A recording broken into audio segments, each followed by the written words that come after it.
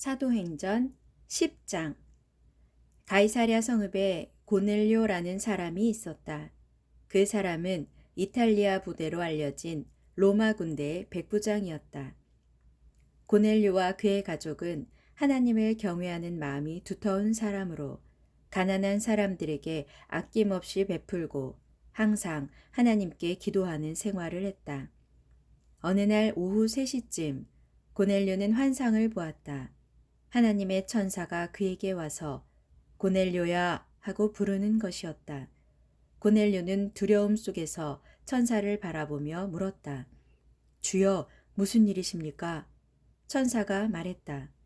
너의 기도와 가난한 이들을 향해 베푼 내 구제의 손길이 하나님 앞에 상달되어 하나님께서 다 알고 계신다. 이제 즉시 욥바로 사람을 보내어 베드로라고 하는 시몬을 데려오게 하여라. 그는 지금 가죽 제품을 만드는 무두장이 시몬의 집에 묵고 있는데 그 집은 바닷가에 있다. 이 말을 하고 천사가 떠나자 고넬료는 즉시 하인 2사람과 자기 호위병 가운데 신앙이 두터운 한 병사를 불러 그들에게 자신이 겪은 일을 말해준 다음 베드로를 모셔오도록 그들을 욥바로 보냈다. 이튿날 정오 무렵 그들 3사람이 욥바 근처에 이르렀을 때 베드로는 기도하러 옥상에 올라가 있었다. 베드로는 배가 고파 뭔가를 먹고 싶었지만 식사는 아직 준비 중이었다. 그러던 중 베드로는 황홀경에 빠져 환상을 보게 되었다. 환상 가운데서 베드로는 갑자기 하늘이 열리고 내 귀퉁이가 동여매어진 큰 보자기 같은 것이 땅으로 내려오는 것을 보았다. 그 보자기 안에는 땅 위를 기어다니는 뱀들이 있었고 또 공중의 새들뿐만 아니라 온갖 종류의 4발 달린 짐승들이 들어있었다. 그때 하늘에서 음성이 들려왔다. 베드로야, 일어나서 그것들을 잡아먹어라. 베드로가 놀라 소리쳤다. 주님, 절대로 안 됩니다. 저는 지금까지 불결하고 더러운 것은 한 번도 입에 대어본 적이 없습니다. 그러자 2번째로 음성이 들려왔다. 어느 것이든 더럽다고 하지 말아라. 모두 하나님께서 깨끗하게 만드신 것이다. 이와 똑같은 환상이 3번이나 반복되더니 보자기는 갑자기 하늘로 다시 들려 올라갔다. 베드로가 그 환상이 무엇을 의미하는지 무척 궁금해하는 동안에 고넬료가 보낸 사람들이 시몬의 집을 찾아내어 그 집의 대문 앞에 당도했다. 그리고 그들은 큰 소리로 물었다. 여기가 베드로라고 하는 시몬이 묵고 있는 집입니까? 때에 베드로는 방금 본 환상에 대해 골똘히 생각하고 있었는데 성령께서 그에게 말씀하셨다. 시몬아, 지금 3사람이 너를 찾고 있는 중이다.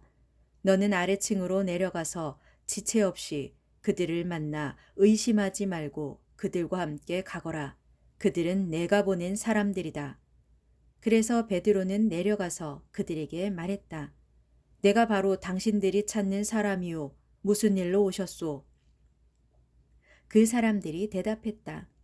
저희는 백부장 고넬료가 보내서 온 사람들입니다. 그분은 의롭고 신앙심이 깊은 사람으로 유대 사람들에게도 크게 존경을 받는 사람입니다. 그분에게 거룩한 천사가 나타나 이르기를 당신을 집으로 모시고 와서 당신의 말을 들으라고 했습니다. 베드로는 그들을 맞아들여 그날 밤을 거기서 묵게 한 뒤 다음 날 그들과 함께 길을 떠났다. 욥바의 신자들 몇 사람도 베드로와 함께 갔다. 이튿날 그들은 가이사랴에 도착했다. 백부장 고넬료는 친척과 친구들을 자기 집에 모두 불러놓고 베드로 일행을 기다리고 있었다. 베드로가 집 안으로 들어가자 고넬료가 일어나 베드로 앞에 엎드려 절을 했다. 그러자 베드로가 고넬료를 얼른 일으켜 세우며 말했다. 일어나시오. 나도 당신과 똑같은 사람일 뿐이오. 그리고 베드로는 고넬료와 잠시 이야기를 나눈 다음 사람들이 모여있는 방으로 들어갔다. 베드로가 그들에게 말했다. 여러분도 잘 아시다시피 우리 법에는 유대인이 이렇게 이방인과 사귀거나 방문하는 것이 금지되어 있습니다. 그러나 하나님께서는 어떤 사람도 차별해서는 안 된다는 것을 제게 환상으로 보여주셨습니다. 그래서 여러분이 저를 부르러 사람을 보냈을 때 거절하지 않고 이렇게 왔습니다. 그런데 여러분은 무슨 일로 저를 오라고 하셨습니까? 백부장 고넬료가 대답했다. 나흘 전입니다. 제가 이맘때쯤 오후 기도를 주님께 드리고 있는데 갑자기 제 앞에 눈부시게 빛나는 옷을 입은 사람이 나타나서 제게 말하기를 고넬료야, 하나님께서 내 기도를 들어주셨고 내가 가난한 사람들에게 베푸는 자선을 모두 기억하고 계신다. 이제 너는 욥바로 사람을 보내어 베드로라고 하는 시몬을 모셔오게 하여라. 그는 지금 가죽 제품을 만드는 무두장이 시몬의 집에 머물고 있는데 그 사람의 집은 바닷가에 있다라고 하였습니다. 그래서 제가 즉시 선생님께 사람을 보냈던 것인데 이렇게 와주셨으니 잘하셨습니다. 저희는 주님께서 선생님을 통해 저희에게 명하시는 모든 말씀을 들으려고 지금 이렇게 하나님 앞에 모여 있습니다. 베드로가 입을 열어 말하기 시작했다. 이제야 내가 분명히 깨달았습니다.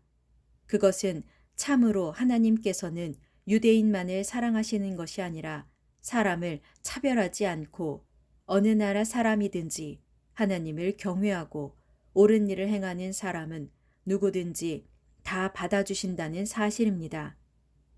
하나님께서 이스라엘 사람에게 전하신 기쁜 소식, 곧 하나님께서 모든 만물의 주인이신 예수 그리스도를 통하여 말씀하신 평화의 기쁜 소식에 대해서는 여러분도 잘 알고 계십니다.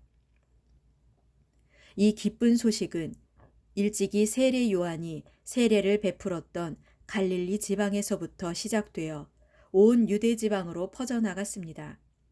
하나님께서는 나사렛 예수께 성령과 권능으로 기름 부어 주시고 늘 함께 하셨습니다.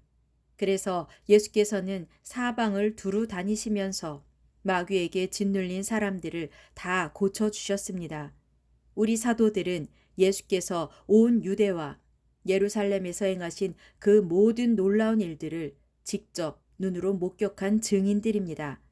이런 예수를 사람들은 십자가에 못 박아 죽였지만 하나님께서는 사흘 만에 예수를 죽은 자들 가운데서 다시 살리시고 사람들 앞에 나타나게 하셨습니다.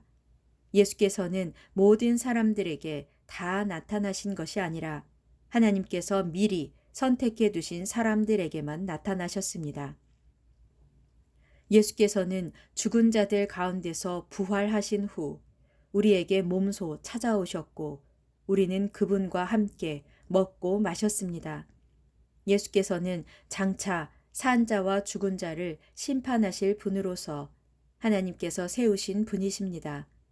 예수께서는 모든 사람들에게 이 사실을 전파하고 증거하라고 우리에게 당부하셨습니다. 모든 예언자들도 한결같이 증거하기를 예수를 믿는 사람은 누구든지 그분의 이름으로 죄 사함을 받을 수 있다라고 했습니다. 베드로가 이 같은 말을 하고 있는 동안 성령께서 말씀을 듣는 모든 사람들 위에 내려오셨다. 베드로와 함께 온 할례 받은 유대인 신자들은 이방인들 위에도 성령의 선물이 부어지는 것을 보고는 크게 놀랐다. 그러나 이방인들이 방언으로 말하면서 하나님을 찬양하는 것을 직접 들었으니 의심의 여지가 없었다. 그때 베드로가 말하였다. 이분들에게 세례를 주는데 반대하실 분은 없으시겠지요. 이 사람들도 우리처럼 분명 성령을 받았습니다. 그러고서 베드로는 예수 그리스도의 이름으로 그들에게 세례를 베풀었다. 그들은 베드로에게 며칠만 자기들과 함께 머물다 가시라고 간청하였다.